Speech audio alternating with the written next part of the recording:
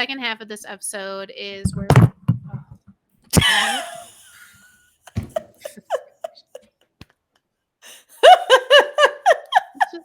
it's like when you have those days, you're just like, I am so surprised we made it through this episode.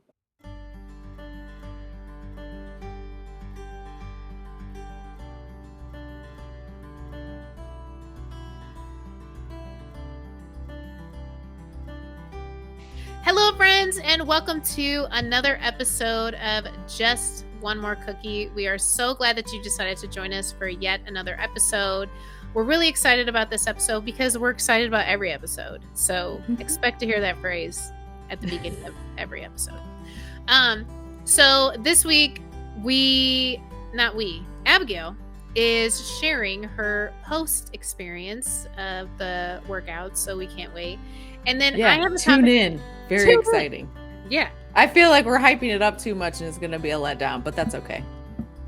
Well, we enjoyed it. So if you didn't enjoy it, we're sorry, but we enjoyed it. The second half, I'm going to share some things that I'm learning along my health journey in connection to feelings and how dealing with that side can help when you're dealing with the health, wellness, and weight loss size. So excited to have you here. Abigail, take it away. So I did a Friday late afternoon class. I think it was 3:30 or 4 or something like that. So it was only me and 2 other women. The trainer was this, it felt like a little kid, because I feel like now that I'm 40, all these kids that, in their 20s, I feel like they're little babies. So he seemed like he was like college age or fresh out of college. He was a really sweet little kid. So it was I can't remember what the name of the class was, but it was a ton of like squatting and lifting. Like it was a lot of arms. So it wasn't too much that I couldn't handle, which was nice. I think it was only half an hour, if I recall correctly. And so when I first got in there, they were asking me, it was just me and then the trainer and the owner. So she was saying, if this is your first time, just you want to make sure that, pain is not good. Soreness is okay. Pain is not good. And I was like, oh, I know. I've worked out before. And so then it was nice because thank you for that useless information. Yeah. I know what I'm doing. Yeah. So it was good though, because it was almost like she took the prompt and then backed off and didn't say it again. So it was almost like, I didn't feel like it was, oh yeah, sure you have. Okay, look at you. I bet you work out, kind of a thing. It was almost like, oh, okay, I understand, and then kind of left it alone. So I did feel good, because there was a couple of things, like we did some plank stuff, like some plank rows. There was a couple of things that we did, and I was like, the 2 other ladies were on their knees and I was like full up on a plank. I'm like, oh, okay. I'm like keeping up. I'm not like, I didn't feel like I was behind. And one of the ladies, was she was older than me. She was probably, looked like mid 50s maybe. And the other one probably was like mid 40s. So the other one was closer to my age. But I did, on the way out, took your advice, and well, not your advice, but I didn't come in and say, hi, how are you? Nice. You're welcome. You're welcome. Showing up. Yes. But I did, like, there was somebody, and I felt like there was almost that hesitation on their part. Like, I don't want to talk to anybody. But at this point, I've gotten so used to just making conversation with people just because of the nature of my job. So at the end, I was like, whew, my arms are killing me or something. And then I had like a short little 2-minute conversation with one of the ladies as I was walking out. So I was like, okay, this is not bad. So overall, it was a positive gym experience. I'm going to ask you a question based on the what you shared last week to what you experienced. What do you feel like was the learning or aha or like moment that you were proud of yourself? Like, what's your takeaway? I guess I felt good about like I said, the level that I was at compared to the other people.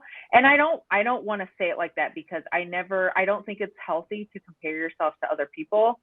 As we've talked about before in the past, but just it made me feel accomplished that this is not something that I feel like I'm being left behind because I can't do it. It's not like when I was in middle school and I'm running the mile and everybody else has finished and I still have a lap left.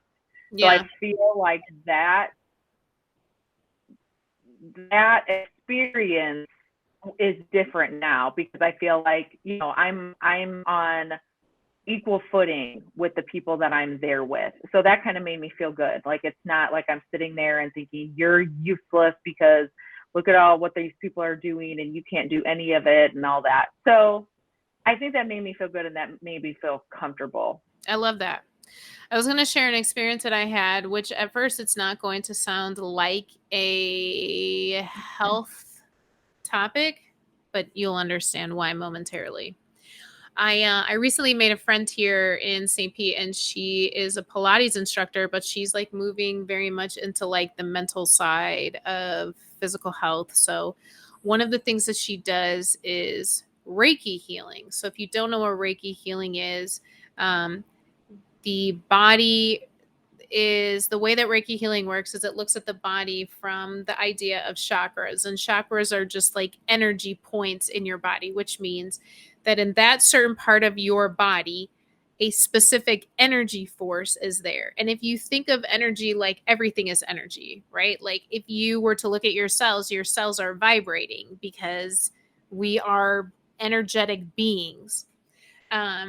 So essentially what Reiki healing is supposed to do is supposed to go to like the different energy spots in your body and see if it's clogged, so to speak, or just to make sure that those areas are unclogged. Now, at first, this might sound like, oh my God, this is like new age nonsense. And like, and people can think that, you know, people can have that mentality.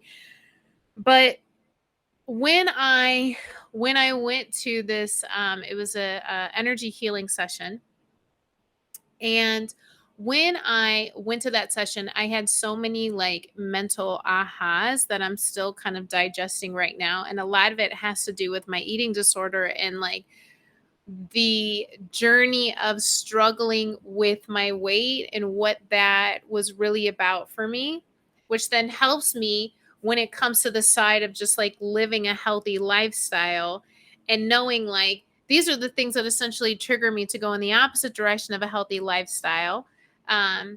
So that I can be more mindful of that as I continue to age and still focus on my health. But she was like standing at different points of my body, and when she was standing at different points of my body, it's like I could feel like electricity moving through my body, right? It's like the same concept if you're in church and someone like prays for you and they touch you at certain areas of your body. It's like human touch is electric. It is you know, it's energy being transferred. So when we were done, I told her, I said, I've got it.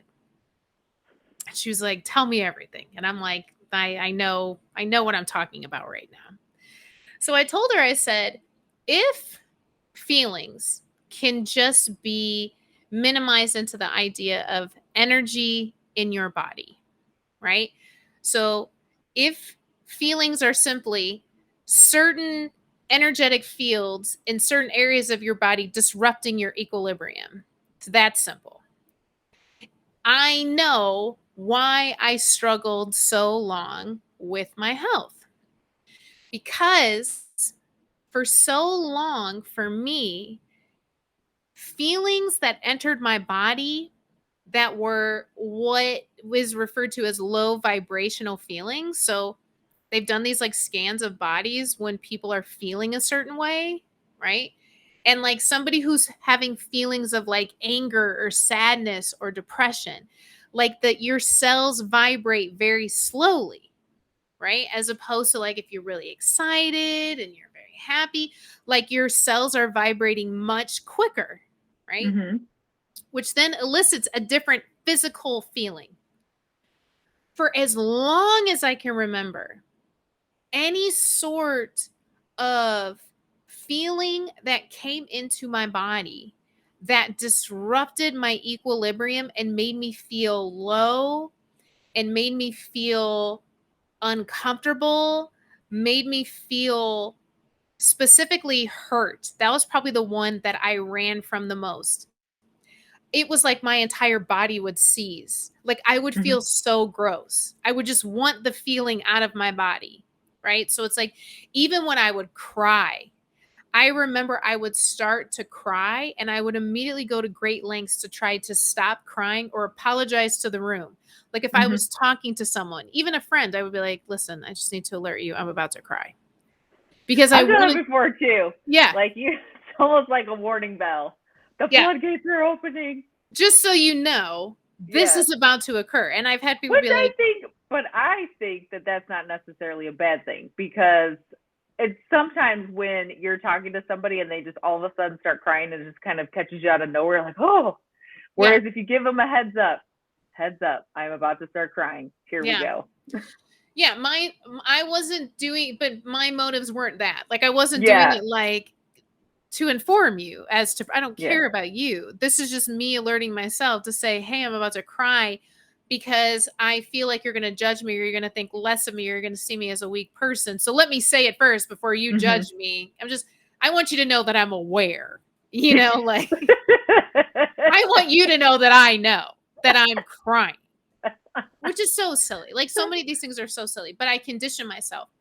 So it was like when that feeling, when any of those feelings would come into my body, I would get so disgusted with myself, like, and do as much as I could to change it, like to get out of it. Like I didn't want to feel it. I didn't want to be in that moment. I didn't want to. And it's not even just feeling that emotion. It's feeling all the things that are attached to that emotion. And sometimes it's not even just about that moment. That moment brings up all the unresolved emotions, or brings up all the things that I've been thinking about this relationship or about this situation. And I don't want to deal with it. So when that started happening, what I started doing was I started shoving down emotions, like just muffling them as much as possible. And outside of like the food side of it, I would utilize a lot of sarcasm, a lot of deflection, a lot of minimizing. And I started going into this like worker giver mode, right? Like everyone was projects for me. So it's like if I spent more time like helping other people and getting other people dependent upon me to like help them through their stuff, or to be a good sounding board, or to talk people through their emotions or their difficulties, if I did that long enough, then it couldn't get quiet enough for me to like actually deal with the emotions that were going on in my body. Now, here's where I believe that food kind of entered the scene, because food, just like any addiction, becomes an escape. Something in your life is bothering you, or it's disrupting your equilibrium. And instead of feeling it and sitting in it and then letting it move through you, it's like it gets stuck. So interestingly enough, every time I've ever studied chakras, and even when I was in this session with this woman, where I carry most of my weight is in my hips. Like always, has always been that way. So that area for the chakras is called your solar plexus. So when she was done, she was like, so your solar plexus is really like, I was like, stifled, shoved, like tight. She was like, yeah, all of those words. Yeah, I feel that. And I said, I understand why I carry so much physical weight there, because I feel like in that area, right, like the solar plexus, I believe is like the portion of like feeling your like each chakra is something like your throat chakra is what helps you like speak, like gives you your voice. So if you find that like you don't like to speak up for yourself, or you don't like to advocate for yourself, like that part of your body will be blocked, right? And then that's where like a lot of your physical sicknesses can come from, right? Because literally it's just energy in your body that seems to be stuck. Like the human body is so amazing and we know like so little about it. But on this side, when I look at it from more of a, in my mind, look at it from more of like a science, you know, there's names that they put to it. But if I just look at it from like a scientific thought process, it is, I feel like emotions play a lead role in our physical ailments, but specifically when it comes to health and comes to our weight, how we carry our weight, where we carry it on our bodies, our relationship with food, our behavior with food, our relationship with working out, our behavior when working out. All of that, I genuinely believe, is attached to how we process emotions. And I genuinely believe that because when I think about, I remember when I really started making some progress with my eating disorder. Now, this is 10 years in, and it was about the 8-year mark that I actually started telling people that this was like something I struggled with. I kept it secret for so long. But the way that it started, I remember the day it started. I remember it. It was right after mom and dad had separated. And I think it was right after grandma died, because I feel like all of those things like happened progressively. I think it was before mom had breast cancer, but it was like I had gone through trauma after trauma after trauma. And even when mom and dad separated, like people would ask me like, "Oh, your parents are separated? Like that's terrible. Are they going to get a divorce?" And I'm like, "Yeah, but you know, long time You're coming." like, yeah, I hope so. Yeah. Fingers crossed. I'll tell you what would be more traumatic if they stayed together. The minute they say we're reconciling, I'm like, check me into a mental institute. People are real bent on destroying our lives. But not like, not at that level. But mom came to visit me and she had brought chocolate chip cookies. And of course, or no, she made chocolate chip cookies while she was there.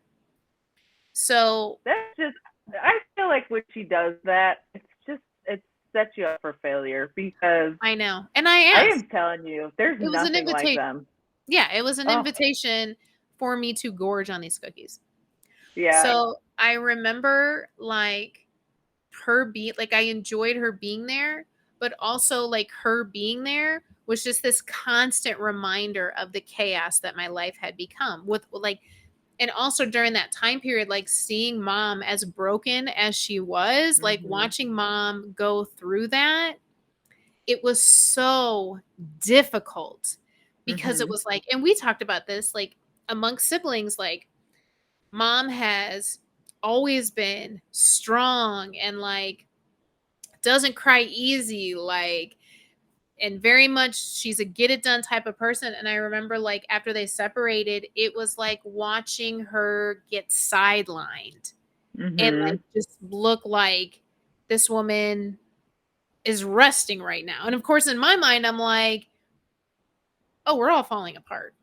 Like, well, I think that was part of the biggest trauma for us in the whole situation. It's like we're trying to deal with all of that. And she was a huge, always, and she still is, you know, like when we're having trauma, all three of us have always gone to her and used her as a support system. And the fact that she couldn't be that, I felt like it was almost doubled on top of us because it's like, okay, there's this huge giant bomb that has been dropped in our family and in our lives. Okay, now I need to go and I need to talk to my mom and she needs to help fix it, which of course she can't because she's so broken. So it's like, not only is there trauma, but now I have to fix it by myself, which is terrifying. Yeah. And it was also so multi-layered, right? I felt like life had taken us to this bottleneck, right? And the divorce is literally what unclogged the bottleneck. But Mhm. it was like all this stuff had been building for years, right? And Yes. all of us as a family are just top heavy and just like we're just waiting on something to explode us. We just didn't know. So Yeah. then we explode, and then it's like all of us are looking at each other like, how do we fix ourselves, each other? And we're like, I don't know. Yeah. It's pretty much an every man for himself, which it had to be, right? Because it was like Yes. before we could deal with anything as a family, it's like all of us experience that differently. And for me, it wasn't just the divorce. The divorce was everything about my childhood up until that point, right? Because I was Mhm. like, what were we like? I think I was 26 or 27 when that happened.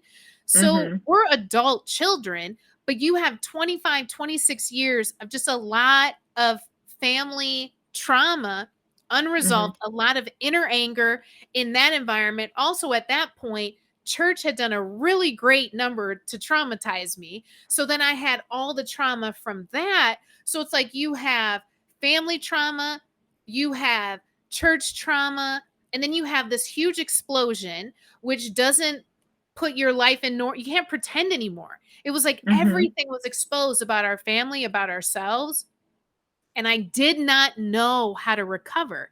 So I thought, well, if I move to halfway across the country, if I move to Tennessee, it'll out of sight, out of mind. And Mhm. it worked in the fact that I threw myself into another church environment and threw myself into working, into doing, and just like almost put myself in a nervous breakdown. But it was like when mom was there, it was like just seeing her, it was a reminder.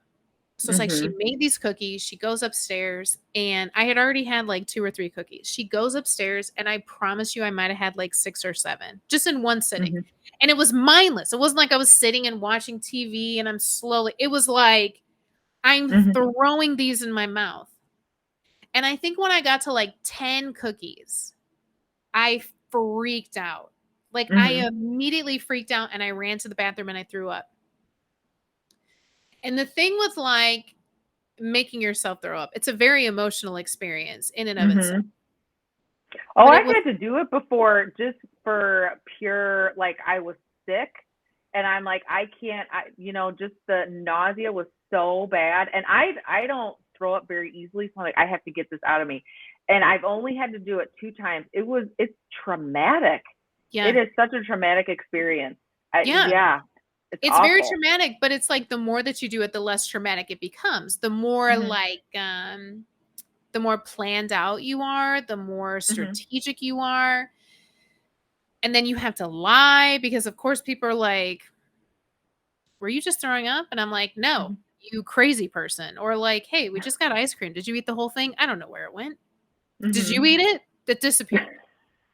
So it's like you have to like then like start making, so it's like not only are you avoiding your emotions, but now it's you're lying about this addiction that you formed to avoid your emotions. So as with any addiction, right? Like you have, there's a reason why it's addicting. It's because it's releasing some sort of endorphin or you're getting some sort of reward from it. So for me, it was a mind numbing escape because for an hour, 2 hours, sometimes 3 hours, I am gathering as much food as I can. I'm watching whatever mindless TV I can and I'm eating and then I'm just vomiting for hours. Mhm. And as much as that experience is so awful, it's like the one thing that I can control, right? So, like, Mhm. the one side is like, shove my face filled with food because that feels good because naturally you're getting endorphins. And then immediately I'm panicked. This has got to get out of my body, right? Like, I can't have this. So then it's like when I would throw up, it's like it was like a job. It's like Mhm. I'm going to control what's in my body. So now I just have to focus on this.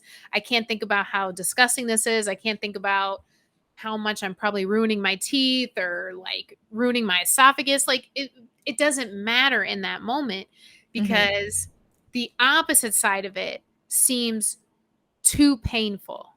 Like Mhm. the opposite side of that was actually sitting down and dealing with my emotions.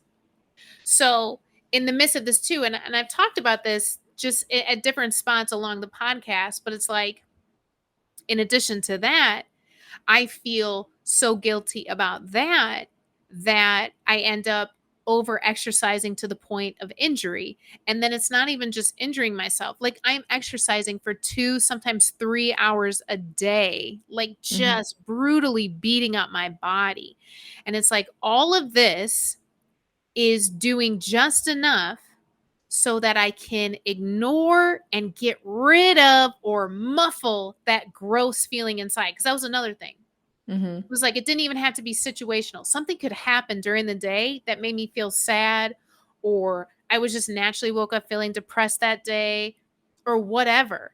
And it's like I would start to feel uncomfortable. Like, okay, I'm starting to feel gross. I'm just having like a rough day. Instead of sitting in that or Mhm. just being or asking myself the question, well, why am I having a not great day? Or what's behind these emotions? What can I explore? Instead of doing that, I wanted to get rid of that emotion. And in my Mhm. mind, doing that makes me get rid of it. But really, I always go back to this that my therapist told me that emotions and feelings are like a credit card. They're all your charges are always there. You don't get Mhm. forgiveness on your feelings. They're there. So you're either going to work through and pay at the time, or it's going to compile with interest later on. I That's a chose, really good analogy. I love that analogy because it's so true. Because I Yeah. chose the with interest. Because when you set up a life that one praises the happy, positive, good emotions and demonizes the bad emotions, which I feel like as a society, we have done ourselves a disservice by doing this. By making Mhm. people feel like, oh, if you're not smiling, do you know that it takes so much more energy to frown than it does to smile? Who cares? Well, I don't even think that well, at least for me, that doesn't bother me because I tend not to care about that kind of stuff. Like if somebody says, "Well, you're supposed to smile," and a smile is, if somebody said that to me, I'm like, I don't care. I don't Yeah. care if it's easier. Shut up. Yeah. But I think that it's part of why I struggle with that because I agree with you. It's a lot of times turning to food is to shut off or ignore emotions or stress. Like there's something that's happening that I just cannot, I don't have the mental fortitude to deal with. So instead of dealing with it, I I'm like, okay, well, I'm going to eat these cookies because it's going to make me feel better for the interim. And it's almost like I know, and I think, okay, that's tomorrow Abigail's problem. She's a chump. She'll have to deal with it. Yeah. But yeah, I feel like it's not even so much that there's a negative, like, or an expectation, at least from my perspective. I don't even feel the expectation that you need to be happy all the time. It's just for my own personal experience and introspection, it's harder. And I just, a lot of times, I don't want to do the work to fight through it or face it because sometimes it's very painful to deal with, especially if you're talking about like hurt or sadness. Those are very painful to deal with. Or if it's, stress or anger, that stuff for me is hard. It's not so much painful with that. It's just hard and work.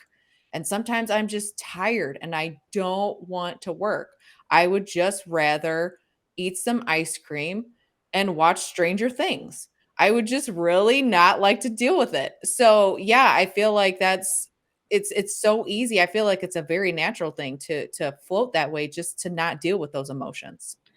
Yeah. And I feel like there's nothing wrong with that at surface Mhm. level, right? Like if you had a really bad day and you're just like, I can't deal with this right now. Like I just Mhm. don't have the bandwidth for that right now. I don't think that there's anything wrong with it. It's like the same thing when you have a major injury, like your body immediately goes into shock. Like your Mhm. body's like, hey, listen, you can't handle this pain right now. So Mhm. you're not going to feel it. Yeah. Um, so just enjoy this moment. It's not gonna last for a while. Just enjoy it while it lasts. But we're telling you, this is not the norm. Like how you're feeling right now is not really how you're feeling. We're just giving you grace and space For when it comes time for you to feel it, you'll be able to. So the part that I feel like I struggled with and still do struggle with to this day, it's something I'm consistently working on, is telling myself, listen, I can't deal with this right now. But also giving myself the mandate that I have to come back to this. This needs to be dealt with, whether that be dealt with through therapy, whether I write it out, whether I talk it out, whatever it is, it's the same thing. That feeling, that emotion, it's here. It's in my neck, it's in my abdomen, it's in my chest, it's somewhere in my body. It has not gone away. Same thing when I have a credit card. I might not see it. I might be enjoying the fruits of the credit card, but it's still there. And if I don't have a process that helps me go back to it and to deal with it, it's just going to create so many health problems in my body. And not even just health problems, just so many other things. But for me, I was thinking about the turning point was when the first thing was I started going to bulimia and anorexia anonymous. I can't remember if I said it correctly. So I went to, it was like a umbrella under the Alcoholics Anonymous. So you follow like the same step program. I only went to 3 sessions. And the reason why I only went to 3 sessions, because the first session is where we just talked about right now what is going on in your life is biochemical because you've memorized this behavior. So the things that you're struggling with right now, you don't have to demonize yourself for it anymore because you learned it. It's a learned behavior. So stop beating yourself up. So it's a biological. So what does that mean? Are you No, not is that biological, biochemical, which means that like yeah. Okay, because I'm thinking like they're No, it's telling not me this is biological. something you're No. born with. I'm like, that doesn't make any sense. No, it's just like with any addiction, right? It's like if Okay. I feed my body something enough, it becomes an addiction because I'm training my body. Right. Especially if it's an addictive substance. Like you don't have to do much. At that point you're like, well, the body is saying it wants it more and you don't have any control over it because it's literally in your brain. Yeah. Right? And that depends on the level of addiction that you have. And it's like once they said that, I was like, this is a learned behavior because I have been doing this my entire life. I remember doing it as a child. So when I learned that, I thought, oh, I just have to learn another way to start dealing with my emotions and to start really working through how I feel and to learn how to let, in my mind, unsavory emotions live in my body, feel it, and then learn how to let it move. So then that's where I started doing a lot of therapy, obviously, that we talked about. But another thing that I've been doing is every single day, well, not every single day, let me not lie, as many days as I possibly can. I hate when people say every single day because immediately I'm like, every single day? Come on now. Like, I know that you pee and poop every single day. Everything else is like up in the air. You know what I mean? Like, but on most days, I will go on a walk with Marley, and halfway through, I'll stop, and I carry this book bag with me, and I have a journal, like just a regular writing journal, and a gratitude journal. And the gratitude journal is quick, like 3 things I'm grateful for. I write it down. And the other one is I commit to writing out 3 pages of whatever's in my head, specifically lingering emotions. What am I feeling? What's going on? And you know what's so crazy? When you catch it, right? When you catch it at its early stages, it doesn't grow as much. I realize this so quickly, especially being in a relationship. Do you know how key that is? If I don't catch that feeling within 24 hours, 48 hours later, he is a monster and he is seeking to destroy me. Do you know what I mean? It's like, Yeah.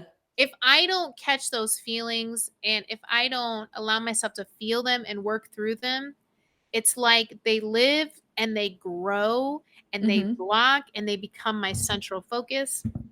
Well, that's just like if think about it like physical disease. Like if you get strep and I don't remember if this affects adults or if this is just when you get it as you're a child. If you don't take that or treat it with antibiotics, it comes back and it can be life threatening. Like it can Yeah. affect your kidneys, your heart. So, yeah, I feel like it's the same process. A lot of times because of course strep the first time around, I mean, it's a sore throat, you can get a fever. It's not like it's nothing, but it's not like it's a life or death and you feel like I'm going to die. Yeah. So when it comes initially, it's like, okay, I can handle this. I'm fine. And I can just, let it work itself out. But then if you don't fix it, it comes back and it can kill you. Yeah. I yeah, that was a really great analogy. I think even today, right? So today is June 8th. It is the anniversary of Dad's death. This Mhm. is 4 years. And of course, leading up to it, I'm like, well, it's 4 years. And Mhm. it's not like who cares, but it's Mhm. like 4 years feels like a long time. And of course, like after a while, your life starts to have a routine that doesn't always involve that person anymore. Mhm. And I thought, okay, I think that this year won't be as emotional as the years in the past. Mhm. So I woke up this morning and went to the gym, went on a walk, and every anniversary of his death, his birthday, and Father's Day, like days when I'm really, really thinking about him, I will write him a letter. Mhm. And I did this a lot when he was in the hospital and also right after he died. So I went to a coffee shop and I'm sitting there and I'm writing him a letter, and it was awful. It Mhm. wasn't like what I thought it was going to be, because I thought I was going to be like, man, Dad, I really miss you. Here's all the great things. It was just like, as I was writing, I was thinking about the last 4 years and Mhm. how much he's missed and how much I wish he had been there through certain moments, how much I wish he Mhm. could have met this person, how much I wish he could have been alive when I was traveling. And like, like the concept, when you tell people like the concept, it's like, oh, he's still with you and like you can Mhm. still, and I feel him with me and I know he's still with me, but he's not with me. Do you know what I Mhm. mean? Like he's Yeah. not here. So after I wrote and I came back to the house, I really felt like I just wanted to sit on the bed and cry. But it Mhm. was like I didn't feel ready for it yet. I was like, Mhm. it's not the moment. I'm not ready. But I also decided the things that I wanted to do that day, I thought I don't want to do it because I can feel myself really being emotionally heavy and I just want to sit in this because Mhm. it's significant to lie to myself. And that's what happens a lot of times with me. Like with my emotions, I'll lie to myself as to how significant because I just wanted to leave, get out, Yeah. like you're like bringing down the mood. Like get it together. Well, you know what you need to do? This is what you need to do. You need to, watch Coco, the Disney Oh, movie. don't literally I'll start crying because you scarred me. I still tell that story. I'm like, my sister had the audacity. Well, I wasn't gonna experience it by myself. Well, you're the one who decided to watch it. It I'm was like, an accident. you It was looked an at that ac description and thought, my No, dad I died. didn't really read the description. I thought it was about the dog because the dog was a big part of the previews. I didn't even watch it. I Even didn't even know. the minute I would watch something, this happened 2 years after Dad died. This lasted for 2 years. If the show had a significant lead character that was a loving dad, couldn't watch it. If there was a death, couldn't watch it. If there was a hospital, turn it off. I can't. Yeah. Like I was very sensitive to what I watched, but I remember it was like literally October. Something was like 4 months after Dad died, and you were like, "I'm gonna send you the song I that think I." I think it was sooner than that because I Well, had no yeah, idea. It hit me out of nowhere. I feel like in those instances, sometimes I like to watch stuff like that, especially since now, as of course the years have gone by, I feel like, at least for me, I start to feel guilty that I don't I'm not as mindful of his absence like I was at the very beginning, and I Yeah. start to feel guilt for that. And so sometimes, like, honestly, when you had said, okay, tomorrow's the anniversary, I completely forgot. I was like, oh, I forgot. And then I started to feel really guilty because I'm like, I should remember this is a milestone. And so sometimes I feel like I get to the point where I know that there's emotions that I need to deal with. And I think to myself logically, I think I need to cry because I think I need that release to just let it out. But I can't just sit there and be like, okay, wait a second. Let me count it down. Ready? Like, I can't do that. But yeah, I agree. Like sometimes if I feel like I know I need to cry, especially Yeah. things surrounding dad, because it's like sometimes I'll be in like a grief moment where it's just like I'll Mhm. just be really missing him. And I'm telling you, I'll go straight to Dropbox to that funeral video and I'm like, play. Oh, And yeah. Yeah. within 3 minutes, I'm like bawling Yeah. my eyes out because of course it's like all these wonderful pictures from over the Mhm. years.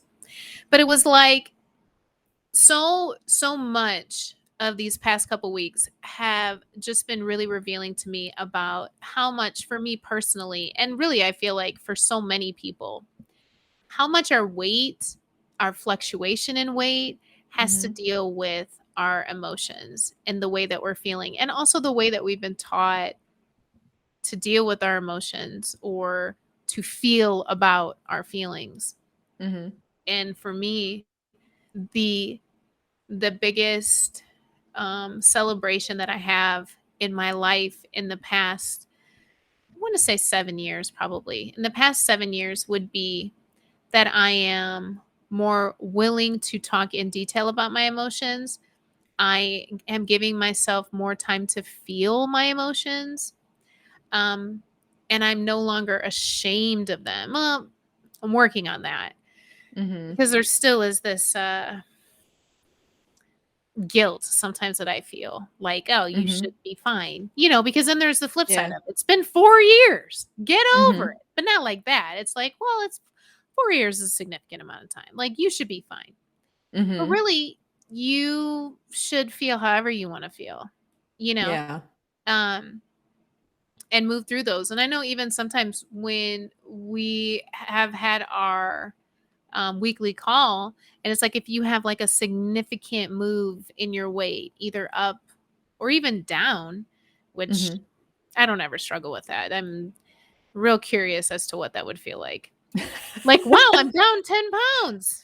I don't need to know or discover this at all, as long as it stays in this direction.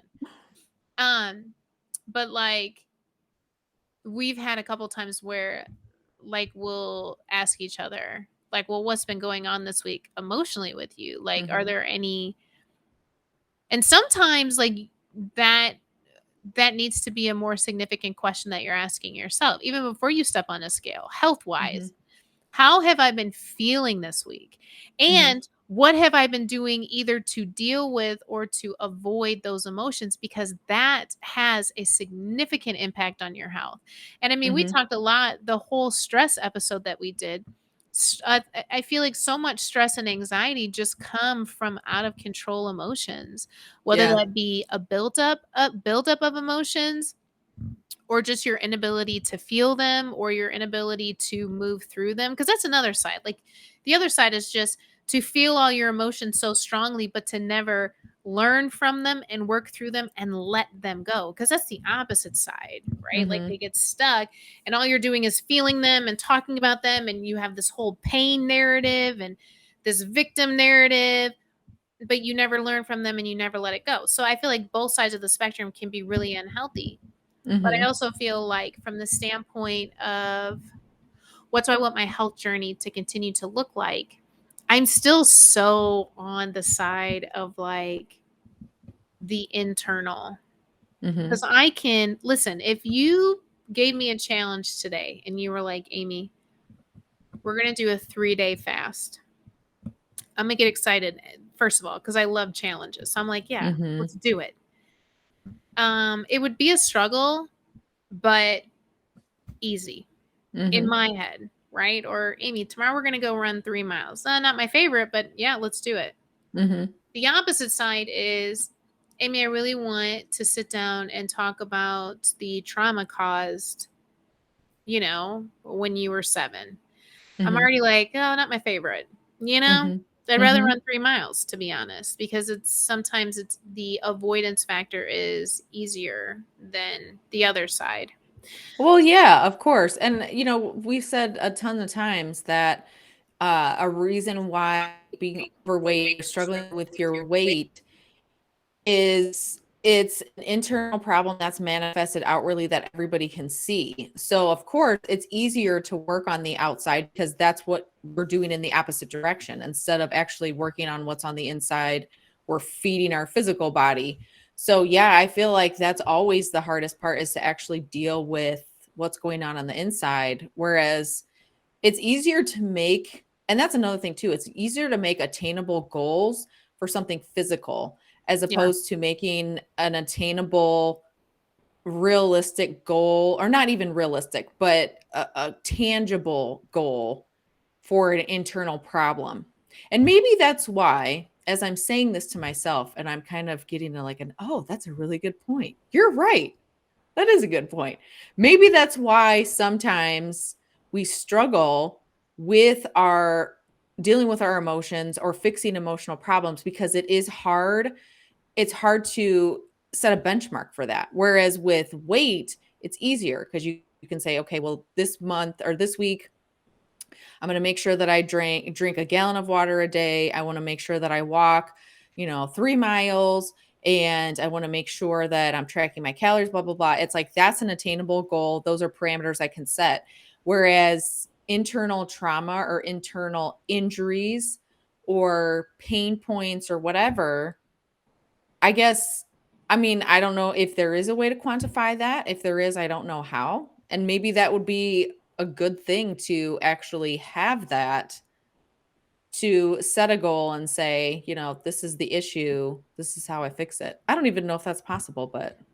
Well, you actually bring up a really good point, because I do believe that it's possible, because I feel like, and I speak from experience, because I feel like there's certain practices that you can do every day, right? It's like the Mhm. same thing, That's like, true. Yeah. Well, and we've talked about too about doing like a gratitude journal, or mhm. yeah, you're right. Yeah, and it's like it's the same thing with I feel like dealing with emotions is very spiritual. So it's just Mhm. like the spiritual practices that you might have in your life.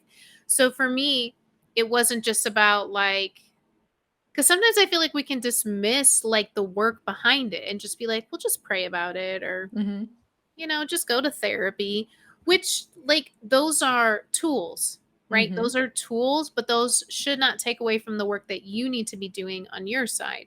So Mhm. for me, like, a huge change happened with daily journaling, obviously, daily gratitude, um, putting out the intention that I wanted more emotionally mature people in my circle and around me, um, asking people who are close to me to hold me accountable to emotional integrity. Like, don't let me, when you see me pull back, or when you see me like running from my emotions, like, just create a safe space for me. So I feel like there's things that can be done, and really therapy is such a good step in the right direction, because many times therapists are there to give you some strategies, like, hey, think about doing this. Like, even my therapist had me do a trauma timeline. So, like, every 5 years, I wrote down like the traumatic moments, or just like any moment. And it Mhm. was taking those moments and looking at my life and looking at my traumatic moments and seeing, okay, here's some things that are blocking me. These are some things I really need to work through. And then we took those major things and started working on them. Mhm. There's just so many strategies and so many things that you can implement in your life, that for me, when I started working there, then it was like this hyper focus on, I gotta like conquer this eating disorder, and I can't be emotionally eating. Even when I overcome the eating disorder, I can't keep binging. I can't keep turning to food. And it was like I just kept looking at that saying, I want to change it, I want to change it, I want to change it, and it never changed. Mhm. When I took my focus off that and focused on therapy, and I said, hey, this is a goal that I want. I don't want to struggle with this anymore, but I'm willing to put the work forth in here and believe that this will take care of itself. And it did. Mm-hmm. Like miraculously, I couldn't believe it. And the more that I work over here, the less I do over here. If I had a day, because I've had a day, clearly, I showed up in a way that said, listen, I'm fresh out of the shower. I'm not wearing pants. I'm not wearing a bra. I don't care. Like makeup solo. I don't care because I've just had a rough, emotionally challenging day today. Had this been even 3 or 4 years ago, I would have first of all said, I will not be doing the pie. I would have canceled everything. Mm-hmm. Like anything that I needed to get done, canceled across the board. I would have went straight to Publix. I already know what I would have gotten, a large cake. Like I would have been in the house tonight because that's more comfortable. Yeah. But the other side was allowing myself to cry, allowing myself to feel a little bit defeated today, feel a little bit sad, all the things that I don't necessarily like to feel. And when I did that, I've had zero thought. I barely have eaten today because I just don't have an appetite anyways today. But it's like, Mm-hmm. it's amazing how much now when I feel things, food is the last, it's almost opposite now. I don't get hungry. I more so that gets shut off. And now the focus is, okay, I'm feeling it right now. Mm-hmm.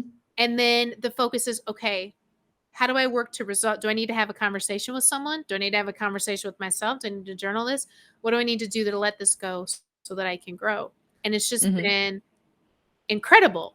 So I wanted to share that story along with the 50 other stories I shared, just to talk about my aha moment and how proud I am of myself, and also the work that I'm continuing to do that I want you to hold me accountable for on a continuous basis, making sure, because you already know, I'm not over here eating cake. I've probably already worked out. I know how to do those things. But the real question is, like, do you need to cry today? Or like, are you holding on to some secret resentment? Like, do you need to forgive someone today? That's where I need accountability. The other stuff I feel like takes care of itself the more that I do that side. Very true. That's beautiful. I'm proud of you too. Thank you. You're welcome. Well, you've been such an essential part, and of course, Marley as well. Oh. She looks like she's getting ready to talk in the mic. Look at her. But this is hilarious. Tell us. Marley feels all of her feelings. But yeah, you've been such an important part of that as well, because I've seen you go through your own like emotional healing journey, and we've done it together in so many ways. So it feels good not to be alone on that aspect, which made me just built up even more courage to continue to advocate for myself on the emotional side. Because I knew that you were on my team, and that matters. You know, when you have someone on your team that doesn't make you feel less, or like, yeah, you're crying about this again. It's like, it's very mom-like, you know. I'll call you and be like, hello? Okay, yeah, what's going on? Do you want to talk about it? Okay, yeah. And it's just very affirming, you know, and I might sound ridiculous, but it's like, it's very affirming, and that's essential too. It's like you have people in your life who, when you're feeling it, they don't make you feel stupid and like, again, cry your tears and wipe those eyes and keep it moving. And like, it's my goal to not have friends like that in my life. Yeah. I live that. You know what I mean? I don't want to go back down that road. Yeah. Very true. Well, I'm glad that I can help you. Sometimes I feel like when you call me and cry, I feel like, oh, I hope that I haven't, you know, that I've actually done, because sometimes I'll feel like I'm so helpless in the situation. I feel like I'm not helping at all. But I know from my own personal experience, sometimes you don't need somebody to fix it. You just need somebody to listen and say, I understand exactly what you're talking about. What you're feeling is valid. You don't have to feel ashamed. You don't have to feel like you're burdening somebody, or that you're, you know, that you shouldn't feel how you're feeling or anything like that. And sometimes that's all you need, is just somebody to sit there and listen. And I feel like, just from me, from my perspective with you, and we've talked about this tons of times. I feel like something that's so magical about our relationship and about our lives and the way that the people that we are for each other is that our lives are so interwoven to the point where we have gone on the same journey in a lot of ways. So when I am struggling with something, I don't have to explain it to you and quantify it and say, do you understand this? And you're like, well, no, I don't really get that, because we've lived the same struggles in a lot of areas. And of course, not every single one, because we're very, very different people. But it's so helpful to have somebody that gets it. Yeah. So, Agreed. yeah. Love you. Love you. And we love all of you. Thank you so much for being a part of our conversation today. And we are so excited to see you all next week, where we'll just have another random conversation about health and what's going on in our lives. And we would love for you all to comment, tell us what's going on in your life. Does this resonate with you? Is this something that you struggle with? What are your strategies? Like, teach us, help us. We love to hear other people's experiences as well. So thank you for joining us, and we will see you next week on Just One More Cookie.